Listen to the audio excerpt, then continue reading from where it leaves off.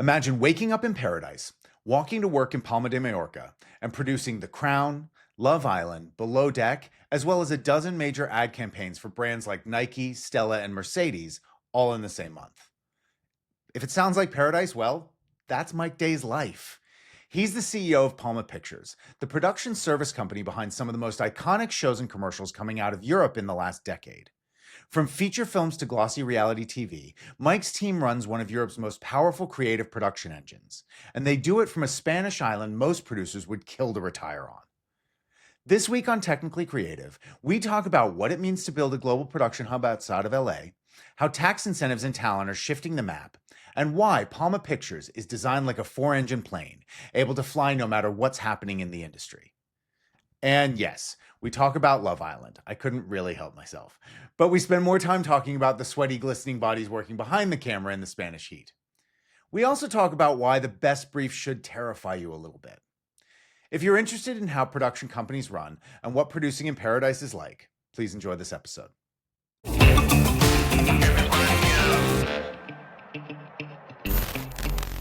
One of the reasons I'm so excited to talk to you is I've always kind of felt that you have one of the coolest jobs in all of production. Not only do you get to live in paradise, you live in Spain and you run the biggest and best production services company in Spain and Portugal. You get to live in paradise. You get called up to do all sorts of really cool different types of jobs, which is really all producers ever want. But, you run Palma Pictures, arguably and demonstrably one of the best service companies in all of Europe. And I guess my first question is, can you explain to people who don't know what a service company is and what Palma Pictures specifically does? Sure.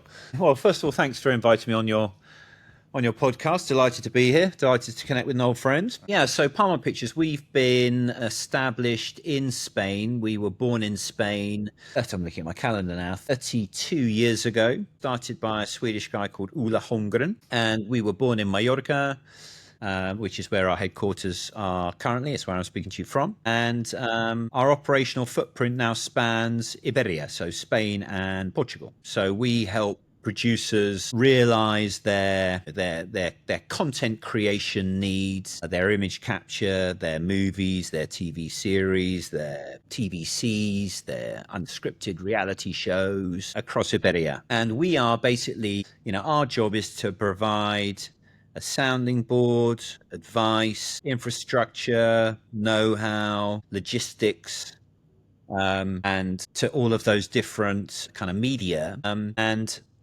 it typically starts with the creative. So, what is the project that someone is trying to realize? If I start with, a movie or a TV series scripted piece, we'll be contacted by a production house or a studio looking to shoot a 10-part series, a 6-part series, a movie, and Spain will have jumped onto their radar for whatever reason. And the first thing we do is look to interpret their creative needs. So with their scripted sequences, can Spain or Portugal provide an apt backdrop for their storytelling? Now, probably 80% of the time, we're asked to double Spain as another location. So, for example, a good example of this would be we worked on 4 seasons of The Crown for our very good friends at Left Bank Pictures and Netflix, and not once did we shoot Spain as if it was Spain. We had almost every other conceivable country under the sun. We had Athens, and we had Australia. We had Mystique, we had Los Angeles briefly, we had Arizona, we had, Paris, lots of different locales. And it was because of Spain's diverse location backdrop, versatility, that caused them to bend their eye towards Spain in the first place. And then that is quickly kind of followed by a comfort in the crew depth of, in Spanish crew and suppliers, infrastructure, ease of filming, welcoming culture for incoming studios and foreign production companies. Great food. Tapas and a wine doesn't do badly. Yeah, great food, good wine, great, so many good reasons to go. So many good reasons. Often I'll have a conversation with someone at a studio and they'll be talking how, their above the line talent doesn't necessarily need a lot of arm bending if they're, you're going to be shooting in Barcelona for 4 months. You're going to be in Mallorca for 3 months. You're going to be in Madrid or, the Canary Islands or so. So that is appealing. And then so we'll interpret the materials, we'll feed back with a visual deck, a database, kind of pool of images, saying, okay, Spain will look like this for your scripted sequences. And often this work can run to hundreds and hundreds of kind of pages of images and PDF, and let's say how we present. And if that then triggers a positive emotional response, we'll then get into logistics and budget and what the tax rebate looks like and what the structure looks like. And that's typically how we kind of open the batting, if you like. And then if the project then moves forward to being booked and greenlit and starting to shoot, we'll provide all of the backbone and the framework for their filming. We'll be back in a sec. At Kubrick Labs, we're optimizing some of the world's leading creative companies to make sure they're equipped with the latest tools to optimize their workflows and empower their data. We build smart tools that actually work for creative companies. We're able to do this because we're veterans of the creative industries ourselves. We're saving teams money, future-proofing their systems, and letting them focus on the creative. We handle the tech so you can focus on the inspiration. Book a free consultation at kubricklabs.com/contact. The link's in the notes. Now back to the episode. Yeah, and your clients are primarily, whether it's commercial production companies for your commercial division, whether it's film companies, large studios, smaller studios, or TV companies for shows like The Crown and things like that.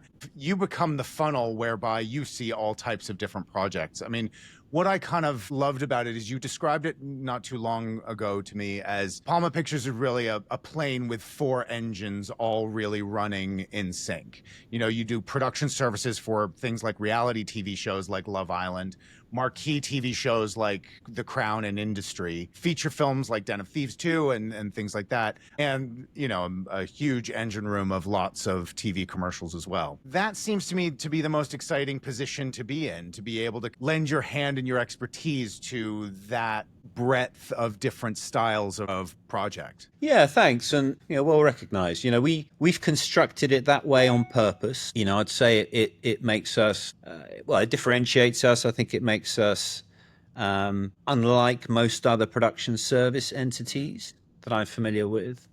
We like being across a broad kind of landscape, but also, I mean, for creative, financial reasons as well. And also, I think in terms of looking to attract and retain the talent that works within Palma Pictures, I think having a broader scope of work that young gun out of university or that talented individual who's working in production or locations or casting or tech or whatever it might be. I think being able to call home a company that operates across multiple different media genres makes it perhaps more of a dynamic workplace, because on the one hand they might be working on a scripted series, and then perhaps a couple of months later they're working on a clutch of advertising work, and then beyond that they might be working on an unscripted series. So I think it gives them a great kind of entry point to kind of image capture and how different things operate and work. And also from a financial standpoint, from running a business,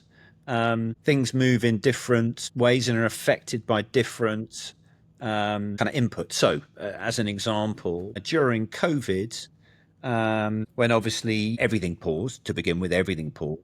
And then some of the first, living in our business is basically welcoming international producers to Spain, Portugal, and not having the means to travel and being prohibited from travel, not having the means to kind of congregate and get together wasn't great for our business, along with many others. But it was interesting to note that actually advertising started to come back online to a certain extent because people were using remote technologies and remote shooting. So we'd be shooting on our stage here in Mallorca with a director in Los Angeles, agency in kind of San Francisco, wherever it might be, and us kind of moving the camera to order. But that was there was some fear when that happened that was going to be just the new way of doing things. Everybody's like, once everybody gets a taste of doing this from their living room, they're never going to stop. And of course, that's just not in the nature of people who want to film things. They want to be there. Well, the making is the joy of it.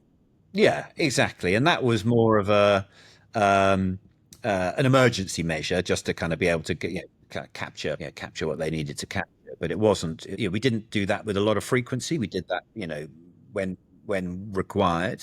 So it hardly rebalanced our kind of revenue loss, let's say. But we started to do that, and then what became apparent is that those big scripted shows that we were working on, where you have, a crew of 150 to 250 people, moving like a small army from village to village, to town, location to location, that was never going to be agreed to, and quite reasonably, by the production companies or the studios, because there were just too many moving parts in COVID times, and too many things that could have gone wrong. However, some of the unscripted work we do, where some of these big reality formats that we work on, things like Love Island, much more, let's say, defensible and containable, because ostensibly most of the action is taking place in one location, so you could set up all of your health screenings and your safety and abide by that, and have testing and all of those kind of things, and have a robust kind of entry into the premises that was much more manageable.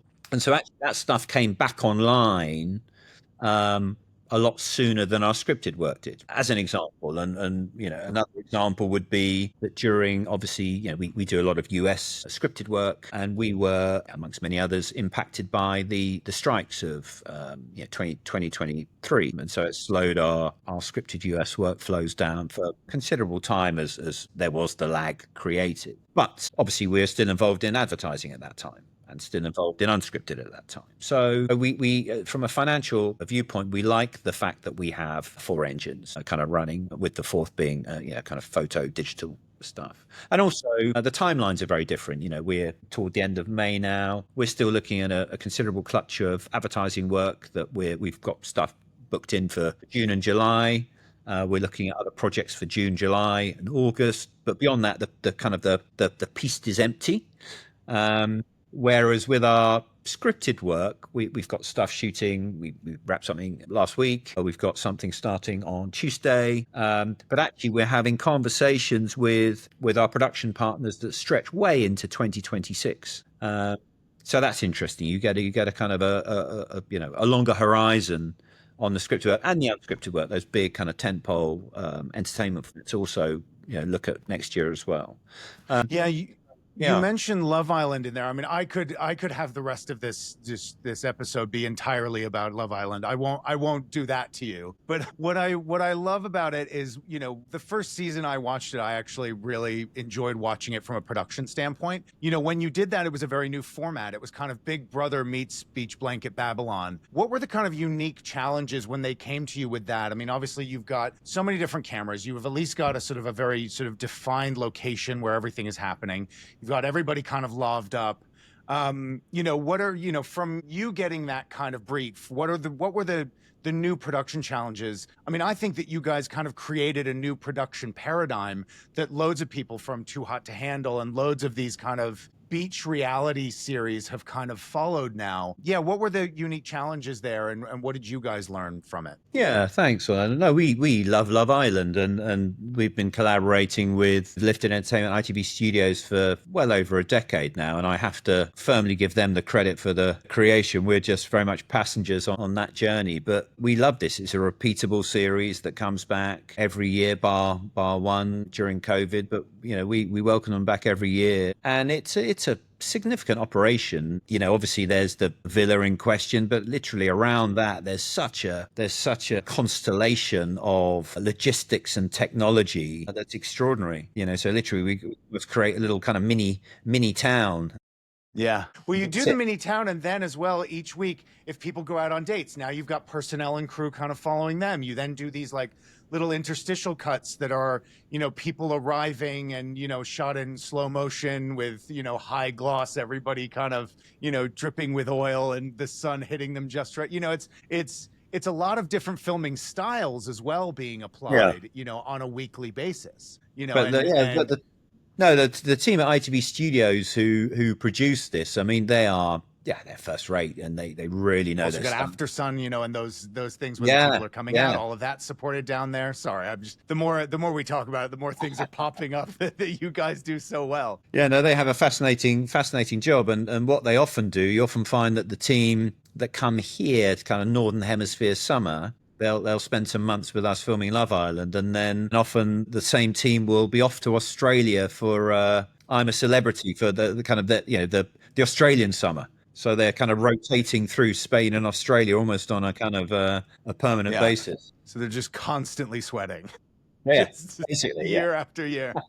that's it. And what do you, I mean, in terms of something like that, obviously, if you're looking at it as a layperson, you probably look at it and go, well, they've got that format. It's all done, from season one onwards. When you start looking at it from a production standpoint, you realize each season kind of does develop and grow. Do you guys do a lot of work to constantly be looking at what you can optimize and what you can, what you can be doing to produce it better or more efficiently or deliver better experiences to the production team that's coming from ITV? That's a great question, Orlando. Yeah, absolutely. Each year, and we've been doing this for many years with ITV Studios, there are learnings, and there are certainly efficiencies that you recognise that you carry forward into the following year. Whether that's in terms of how you're structuring your crew, how you're setting, the technologies that you're using, the facilities that you're using. Yeah, no, it's a constant kind of reiteration of how you structure the show. Right. And so, I mean, you get sent all of these different projects. What's your favorite kind of brief to get sent? What is it about a brief, whether it comes from an agency or it comes from a Hollywood studio doing something scripted, whether it comes, from print and digital, what's the thing in the center of it that you go, that's what we those are the briefs we come here to get, and that's what we're here for, and that's what we love to see? Well, probably selfishly, personally, I like the ones that make me a little bit fearful. In terms of you kind of read the script, how are they going to do that? How are they going to shut Madrid for 3 days, or how are they going to capture those sequences? The ones that get you scratching your head. And fortunately, I'm surrounded by an amazing team here at Palma Pictures and the freelancers that we collaborate with. So, it tends to be their efforts in terms of finding solutions, with cajoling from myself on occasion, perhaps. Yeah, it's the scripts that get your pulse racing, that excite you. That's probably, having seen so much, that's probably a good indication that it's unlikely to have been done before. It's probably reaching just beyond the capability horizon of all of the technologies and all of the production infrastructure that you're faced with on a daily basis. It's a good indicator. That fear is a good indicator that you're reaching a little bit, and that the creatives who have written it, whether the writers or whatever else, are down for something exciting and different, and they know that the challenges are coming. Yeah, but I think it's a question of constantly being respectful of other people's creative process. And what I mean by that is, when a project comes, to our door, a lot of stakeholders have been working on that, whatever it is, whether it's a TVC campaign or a print campaign or an entertainment format or a movie. A lot of people have been giving their kind of, blood, sweat and tears typically to that for, months or years. And they're deeply vested in it. And part of our responsibility is to kind of help and comfort them and help them execute it, enable them to execute it. I mean, it occurs to me that places like Barcelona are quite similar to Los Angeles in a lot of ways. There were two reasons that production, settled in Los Angeles. One was getting ahead of the patent rights of the film camera. But the other one was the fact that in LA, you have a city infrastructure, you have deserts, you have mountains, you have the ocean. Barcelona, especially kind of ticks off a lot of that. It's a major metropolitan city sitting right on a coastline. You're very close to the mountains. You're very close to sort of desert environments. And I think that that's what makes Spain very similar to Los Angeles and California in that respect. But we were just talking to a lady named Pamela, who's running an advocacy group called Stay in LA. And obviously production in LA has really faltered in the last few years. A lot of that's to do with sort of tax incentives and things like that. What role do tax incentives and local crew infrastructure play in winning international projects? And how do you stay ahead of that and make sure that new incentives and things don't come out that make people turn their heads to another location? Are you that forward thinking in ensuring that Spain remains competitive, not just Palma Pictures remaining competitive? No, it's a really good question. And I think that, so the tax in Spain, there's a tax rebate and there's a tax credit under Spanish law for scripted work, documentary, those kind of things. It doesn't, obviously, it doesn't support advertising work or unscripted work, but it came into being. So actually, Spain was a little late to the party in terms of global incentives. And the first incentive was launched in Spain in 2015, so 10 years ago now. And since then, it's had several kind of positive iterations and enhancements. So it kind of packs a greater punch now than it did 10 years ago in terms of the percentages, in terms of the caps. And so it's a much more beneficial incentive now to production partners than it was 10 years ago. But it is important. It is important that if, for example, UK production house or US studio or whoever it might be is looking at Spain, they'll be looking at a variety of kind of decision points, won't they? Yeah, one will be, does it creatively work? Another would be, crew infrastructure and suppliers and safety and the joy of being there. But rebate is a big deal. Rebate has a significant budgetary impact. I imagine, especially for the studios. Yeah, very much so. And so geographically, one could argue Spain is quite a close cousin to Italy in terms of the landscapes and some of the architecture and stuff like that. Italy has a strong rebate structure. I mean, nowadays, most typically visited or regularly visited global film destinations have some form of rebate or another. And so to a certain extent, there's always a little bit of an arms race as to who has the more attractive, and it certainly does capture a production partner's thinking, and it has a significant impact on their budget, for the better or for the worse. And so it's important. In a conversation I have with producers, it tends to be creatively led, and then often it's followed by logistics and operational capability on our part. But rebate and budget obviously is a very closely kind of followed conversation. Right. How has the role of the production service company evolved in the since COVID? Have you seen a change? Is it kind of business as usual and sort of the way it was before COVID, or has that changed, your relationship either to work coming in or the jobs that you're doing? Actually, no, I'd say that if one, looks kind of before COVID and then kind of present day, say things have largely normalized with that aspect. And so what sort of projects are you seeing? Like, are you seeing any trends in like what projects are growing and what ones are kind of shrinking at all? No, not really. I'd say that we've noticed that perhaps green light decisions are taking a little longer, for those big projects. Perhaps there's fractionally more risk aversion to putting the trigger on those big kind of tentpole productions. Budgets are constrained to a certain extent. Is there more bidding with less follow through? I mean, do you find that people are kind of scoping out so many more places that green light decision making? Because obviously you do a lot of work before the green light comes. You kind of get called up as people are like, we don't know. I mean, we're pretty sure it's Spain, but it might be Budapest. And you're like, how? You're deciding between Spain and Budapest, really? And what, and you end up doing a lot of scouting work and searching your archives and putting together decks and bids and things like that. Is there, does that reticence come with more of you pitching on jobs that don't confirm? Yeah, that's another good question. I think that, ultimately, I think that projects tend to find their natural home in terms of their shoot destination.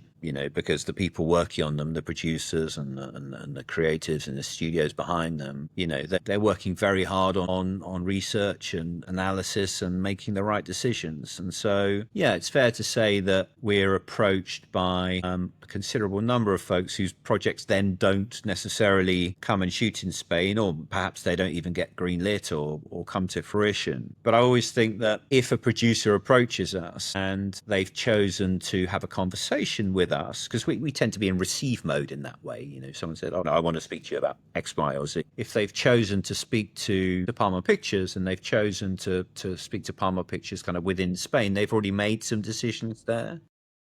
And so, to kind of feed back to them, I think is something that we should, embrace in that way. And if we can be good foil for them, enable their decision making, be a good sounding board, a good creative resource, then I think that helps them in their decision. And at the very least, hopefully, if we acquit ourselves well in those interactions and that process, they'll carry that forward into future conversations. Or, the amount of times actually that I've been contacted, or we've been contacted by producers who have been recommended to us by colleagues of theirs who we were engaged with on a conversation that actually never then moved into production is countless. And I think it's just because we treat those conversations with respect and diligence and try and provide the best advice we can. So I think it's just you're ultimately dealing with fellow producers, and if you can be supportive of them, I think that kind of that does pay dividends over time. Yeah, I think if the old adage of writing is that writing is rewriting, I think that so much of production is bidding. You're right. The way you act when a job doesn't confirm and you put your time into it and you've delivered a really good standard of scoping. I think that's just a kind of, that's a huge, it's a mark in your favor. And I think the people, appreciate it. But I think it's also the standard professional courtesy. I had somebody who just kind of became a producer not too long ago. They're very early on in their career. And they were like, oh, I don't know how to do this. And I was like, listen, call up a producer, ask their opinion. That it is the standard professional courtesy that one producer, whether you know somebody or not, will very often go, happy to give you this person's contact details, happy to give you what I've learned through what I've done. It's a remarkably supportive group of people, that kind of, once you're a producer, you kind of have this sort of, everybody realizes that calling up people you don't know is a huge part of the job. Yeah.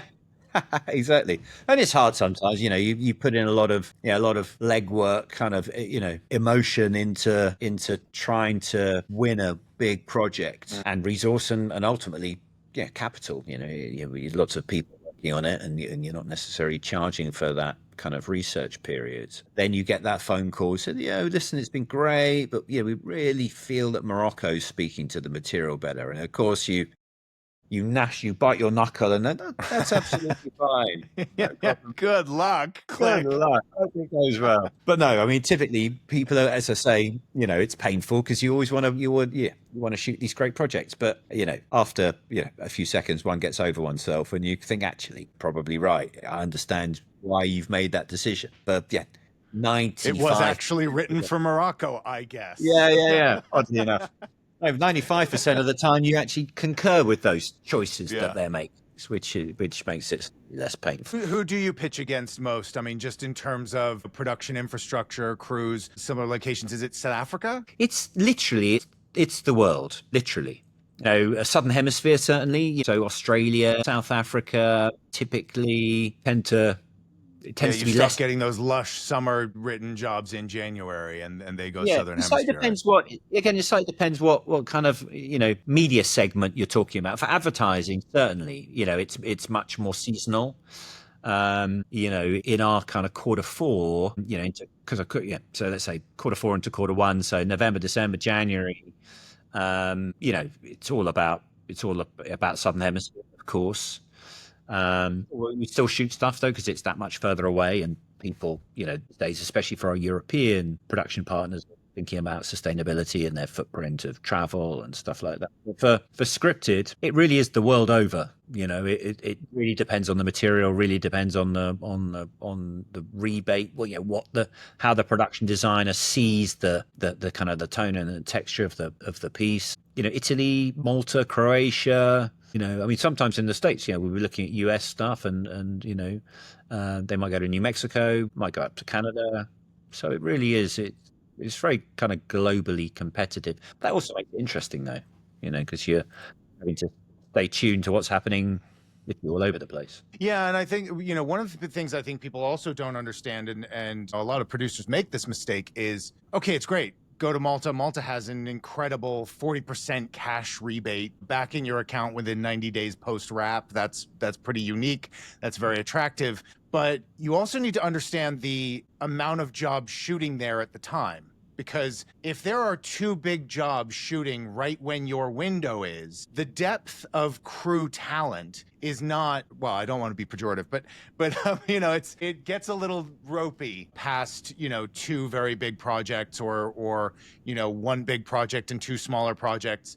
Whereas Spain and places like Spain, South Africa, Australia, places that have well-worn, production service communities have a real depth of talent, and it means that you can staff up many more jobs, going on in the country at the same time. Yeah, no, that's a fair point. I shouldn't say this, should I? I should be flying the Spanish flag, but in kind of defense of our Maltese kind of production colleagues, I guess it's the same, isn't it? Because certainly Spain will host over the course of a year many more productions than Malta, and the crew base in Spain is certainly larger and deeper than in Malta. But I guess those 2 things come in ratio, don't they? So I mean, it's always a challenging question. So as I mentioned, we have quite a long horizon into the following year. So I'll be asked, okay, what's your calendar looking like in, I don't know, spring Q2 2026? And at the moment, it's looking fine. But we can never be sure. We know what we know, and we know what we're hearing through the trades and through the grapevine, and obviously we're a connected company, less nationally. But we're never entirely sure what's going to be coming down the pipe later this year for a similar time frame, similar kind of shooting window. I always kind of equate it to, we've got, right now, for example, we have considerable amount of planes kind of circling, but not, but obviously a much smaller percentage are actually in a kind of a glide path to land, kind of soft prep or prep or kind of green. We never, because the decisions are upstream of us. We're not in the commissioning chair. And so we're never quite sure at what point any of those planes will be called into land, So it's always a hard one to judge, but we just try and, candid and frank with our production partners. So when we hear things, we'll share with them. It's our responsibility to, again, be the kind of the sound advisor to them. What does service companies like yours see before the rest of us do? Like, what are the trends or shifts or red flags? Is there a canary in the coal mine that you've noticed? You go like, I don't like it when we see this kind of stuff, or do you see technological uptake of things like drones and things like that earlier than the rest of us do? What is your unique position? What perspective does that give you on trends within the industry? Yeah, it's an interesting question. I wouldn't necessarily say that we see things earlier than others because we're not creators in that way. Something has had to be typically created or developed to a certain extent before we have eyes on it, before people approach us. But I think if I look at it from a Palma Pictures perspective, because our production partners, our client base is very international, I think we see differences emanating from different areas. So, we'll be, from an advertising perspective, we'll notice kind of, let's say, marked trends that happening in the Nordics versus in North America versus in Asia, shifting slightly in terms of how one goes about. Yeah, I mean, obviously technology and capturing, but also in terms of, kind of budget size or pivoting away from television commercials to digital or social or whatever it might be. So we'll certainly see trends because we have a radar that's tuned to quite a, I'm not trying to overstate this, but kind of quite a global perspective in that way. And we have lots of conversations on a daily basis with lots of different stakeholders across the business, across the industry. So I think that helps kind of frame our own thinking and kind of try and set our direction of travel in the right way.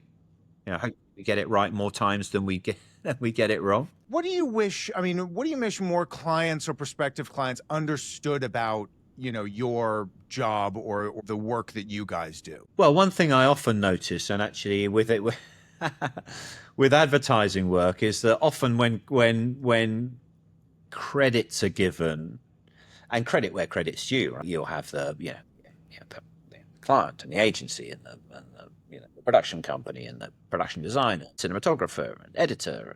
All of these people often get a note, but it's often the foot soldiers of production service that don't get kind of any recognition, which I think is a shame because, and this isn't a Spanish thing, this is a kind of, so it would be the same for in the production service business in Costa Rica or Mexico or Canada. I think it's true in all corners. I think that there could be more recognition of the kind of the creative, logistical, financial input that production service companies give to the process. So I think that could be recognised. It's just some of the obviously you can't list all of the crew. It's not a movie credit roll. But I think some of the local folks have kind of, moved mountains to get the production made could be recognized. Yeah, it's funny because you guys are always operating at peak pressure. That basically everything always comes down to this on the shoot. And, so for everybody else is flying in and they have had moments of pressure throughout the production cycle, from selling it to pitching it to, getting it all done and doing all of the prep. And there are these moments, but then obviously everything comes together at a moment of peak pressure at the shoot.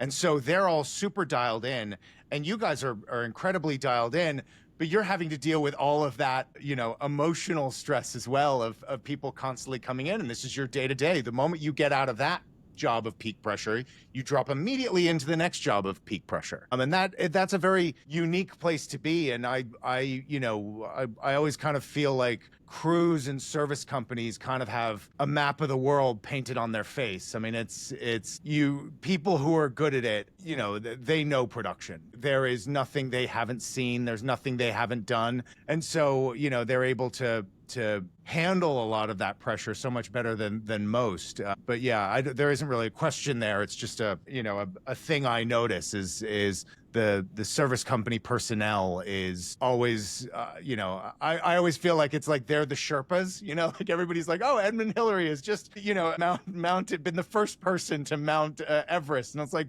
no, there were hundreds of Sherpas who went up there. It's a very good adage. I'm gonna steal that one from you, buddy. That's very entirely accurate.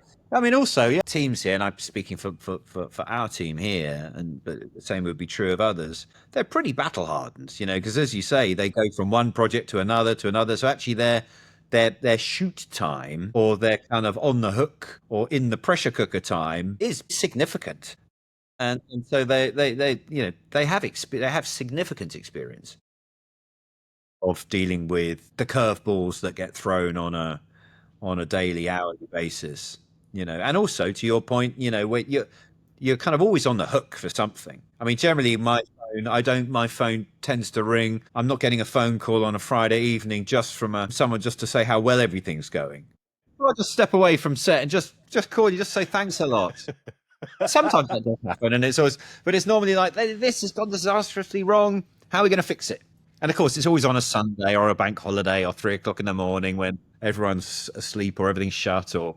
Yeah, what's funny to me about, having been the one who very often had to make those calls what I always loved was you're getting a lot of crap from everybody, and that something is existentially gone wrong with the project and needs to change and whatever else. And I would call somebody like you or somebody like the line producer or even potentially talking to a head of department, and they'd be like, you get this kind of, I mean, yeah. It's like, that's not the way it should have happened. In that sigh is contained all of this information. It's not the way it should have happened. Not the first time I'm hearing of it. I'm not unable to do it. We had a plan, but I guess that's not happening now. And we'll do it. And it's all of that wisdom is contained in a single sigh, I find. Yeah, normally you get often the one or often the several phone calls with everyone just venting at the disaster that's befallen all of us, and the first thing you're having to do is just kind of just listen. Obviously, yeah, 9 times and for out people of 10. in our position, our defensible thing is the shake of the head, being like, I know. Yeah, I totally agree. That Yeah. really is not good. Yeah. It's no way to paint it. That is really bad. Yeah. But then it's a question of how you solve it, right? And that's Yeah. all you do is you have to pick it apart and work the problem and try and come up with a set of solutions, quickly and that work for the budget, for the timing. I mean, there's so many moving pieces, aren't there? Yeah. So I just have 2 questions, and then I'll let you go. You've been so generous with your time. And but what's something you've learned as a leader? Palma Picture is undeniably a leader in service company work around the globe. You've been running it forever. What's something you've learned as a leader of a kind of creative company that no one tells you about running a company at this scale? And of course, you've run it at multiple scales. I mean, you've been running it so long that it's the company itself has changed. I mean, what are some of the lessons you've learned there? Well, I think the obvious one is, and it is really obvious, but it's harder to execute. It's just really try and have the best people join your team. Really try and attract and retain talent, and allow those individuals authority and autonomy. Try and find people who are the right cultural fit and support them as much as you can. I mean, in a way, I don't really have a job. My job is just to try and, assist and enable other people and be a sounding board for folks that need it. I mean, as I say, we've got a machine here, if you like, of so different things going on even today. We're wrapping shoots, setting up shoots, shooting, in all corners of Iberia. So I don't necessarily have an immediate personal influence on all of those different cogs, but you just need to make sure that you have the right team, in place, and you're enabling them as much as possible. And also you're there to try and help them when they get those phone calls that we're talking about. Yeah. Well, it's an embarrassment of riches, isn't it? I think that the wonderful thing about production, I think globally, is, I always say this, you only have to try to remodel a kitchen to realize that the production community is a self-regulating group of people with integrity who most of the time come in on time and on budget. Try to do that in any other community across the globe, and it's a very, very difficult thing to do. Oh, and it's entirely Darwinian, isn't it? I mean, you exist almost entirely on your reputation, and as we talk, there's a lot of things that can break in the realization and execution of a project, and it's how you deal with them. And if you behave in a kind of non-transparent or less than honest way, or you're ripping people off, or you're taking advantage of people, your time as a business will come to a very abrupt end. So you've got to really set your stall out, how you want to behave. When I was running a production company, I always kind of said to producers, I would very often hear conversations happen where, let's say, a producer was being very bullish about our position and making sure that an overage was signed, or that the agency felt really bad about this change or whatever else. And I kind of said, listen, is it worth this $5,000 to be fundamentally making them have a bad experience? Because they sit in an entire production department. There's a group of 10 other producers sitting around them. And if they get off the phone and go, well, I'll tell you what, I'm never working with that company again. Yeah. It's just not worth the $5,000. you need to judge where that bite point is. Yeah. But you can never forget that, you need them to call you next month. This job ends this month, and you need to figure out what your next month or next 2 months job is. And those are the people who are going to call you or not. And don't make decisions that are going to sully that reputation. Because it's like you say, it's all you have. Even if they're justified decisions sometimes. Yeah, and actually, I find that out of the many, many folks that we deal with on, who qualify as our clients, the vast, vast, vast majority of those folks work hard, behave well, have integrity. With rarity, you come across some bad apples, and we do come across some bad apples who behave in a pretty skullduggerous way. And you certainly mark the card, and you think, okay, I'm not doing that again. Not worth it. Yeah, exactly. Yeah. But that's a very small amount. So one question I've been asking everybody is that the late great Dan Wyden had a quote that I always loved that was, you're useless to me until you've failed big at least twice. And so I've been asking everybody, is there a time that you've kind of failed, and would you be willing to admit a time you'd failed and what you learned from it? That's a good question. I think that, I mean, in a leadership position, in a management position, you're making multiple decisions, on a daily basis, aren't you? Some of them small, some of them significant. Is it reasonable to say that the majority of those decisions kind of stand the test of time? I'd hope so. Otherwise, I should probably have another job. But certainly a percentage of those, how high into the double digits, I don't know, are the wrong decisions. There'd certainly be a clutch. I guess, we're still here as a business. So none of those decisions have necessarily been utterly calamitous. I mean, a good example of perhaps a poor decision or poor timing is we bought the business in a management buyout from the founder, and little did we know. And we came in as a management team. We bought the business at the end of 2007. I remember my wife saying to me, I had a house. I sold my house to buy shares and stuff. She's saying, "Sure, it's a good idea. You sure it's a good idea?" So yeah, I got this.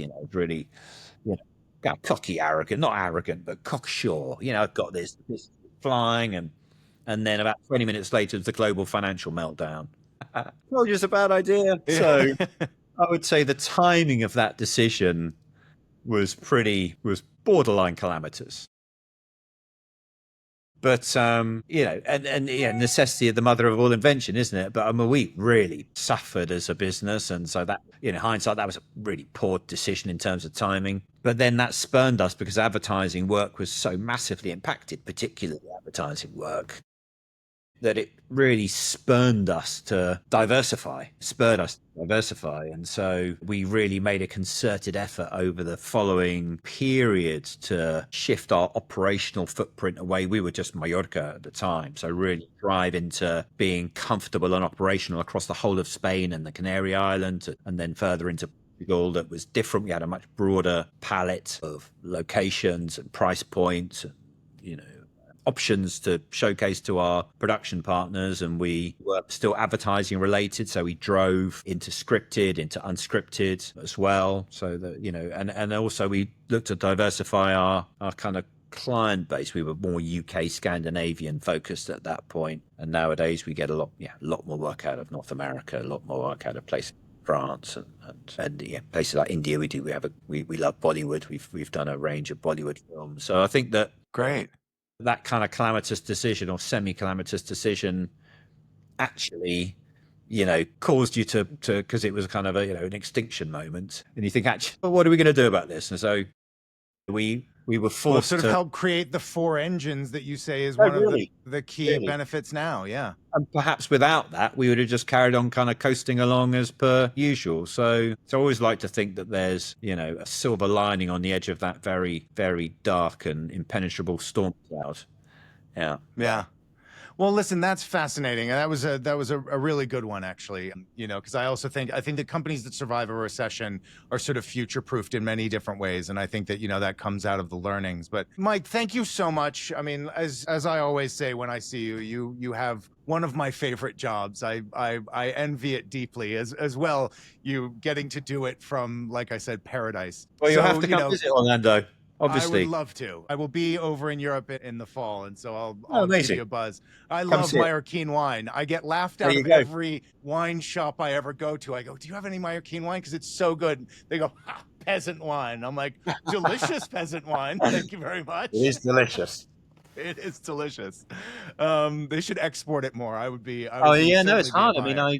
I think where I live, I think within a 20-minute drive from my house, there are probably 12 bodegas, all very Yeah. small outputs, Yeah. but delicious. Really delicious. Fantastic. Yeah. So that's a Oh, deal then. Yeah.